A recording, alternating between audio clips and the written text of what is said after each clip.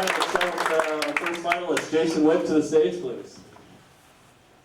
Let's give it up for Jason. Let's get your head on the ceiling there, brother. Look at that. Let's talk about some of Jason's accomplishments from the indoor and outdoor seasons. 4th place in the 5,000, first team All-American. Jason's time was 13:42, number 2 all-time at BYU, a 7:53 in the 3,000s, number 10 all-time at BYU. That's just the indoor season. Outdoor season, 3rd place in the NCAA in the 10,000, first team All-American. 27:54 in the 10,000, number 2 all-time at Brigham. 13:34 in the 5,000, number 5 all-time at BYU. So in 2014, you took 12th place. 2015, you then run the fastest time in the country.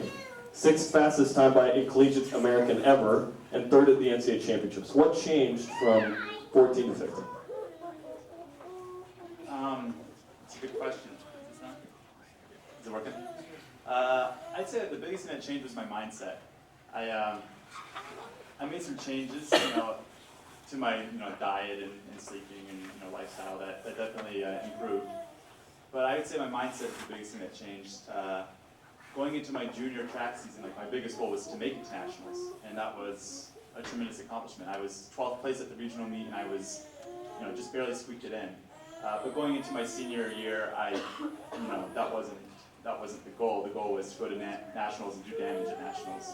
And so going into the year, I sat down with coach several times, and we mapped out a good schedule that would have me peak, not just during the season or at the regional meet to make it to nationals, but to actually peak at the national meet, so that I could bring my best performance then. And that's probably the biggest change, was the experience that I gained from the year before.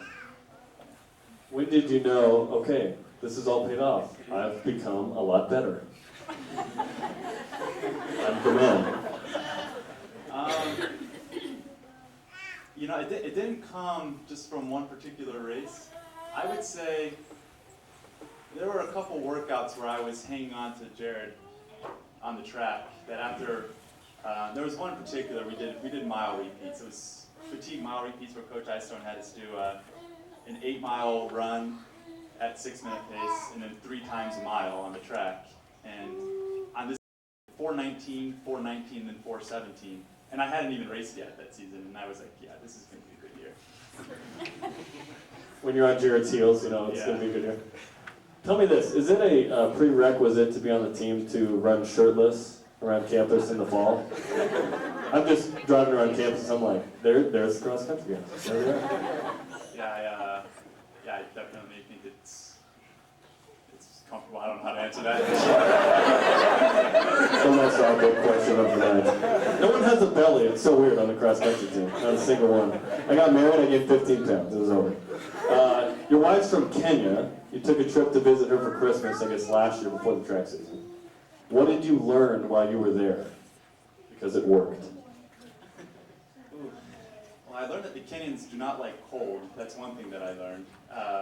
My first run there with a group of Kenyans, it was about 60 degrees in the morning, and I was wearing shorts and a t-shirt, and I was getting ready to take the t-shirt off because, it's a BYU rule that we have to run shirtless. Exactly.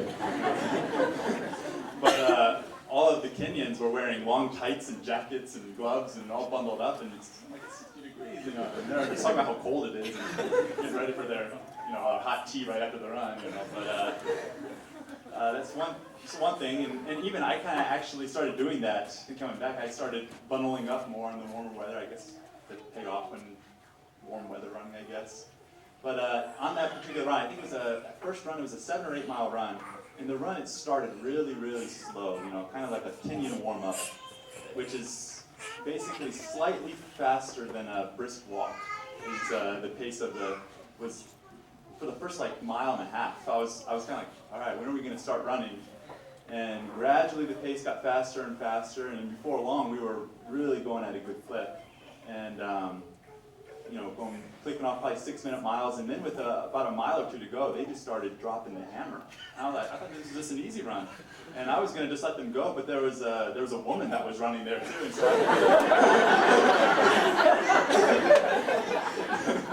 I couldn't get dropped by her. And she was a world champion in 10K, so she's good. But so yeah, they start their runs slow and they finish their runs very, very fast. And so I guess what I learned from that is applying in my training is I still can't start my runs at that slow trot that they do, but on the days that I feel good, on just regular training, recovery, or easy days, I'm not afraid to get up and go after a decent clip, and if I'm feeling good the last couple miles, to not necessarily drop the hammer, but to run at a good clip and not be afraid to build fitness on my recovery days. Drop the hammer. I like it. You graduated, you signed a pro contract with Brooks. You're now training in Michigan with the Brooks Hansen Elite Training Group. How's the transition been to being a pro? It's been a lot of fun. My wife and I, we moved up to Michigan, and we live and train there with the Hansen Brooks Training Group. So the transition's been very smooth. You know, it's kind of a team atmosphere. There's 7 guys in the group, and I think there's 7 or 8 girls as well. So it's kind of going from one team atmosphere to another, as opposed to just being on my own. So it's been a lot of fun. I know it's the goal, but what's it like to get paid to run? It's the best job in the world. I don't know, like today Ann was asking me, and I don't know if she's here or not, but Ann in the office, she was asking me, she's like, so do you just run or do you have a job? And I was thinking to myself, like, well, that is my job, you know, so it is, I feel very, very blessed and fortunate to be able to do that. What are your goals for the upcoming season? Well, it's an Olympic year, so I was to finish top 3 in the Olympic trials in 10K. Okay, good luck. Jason Witt, everybody. Drop the hammer.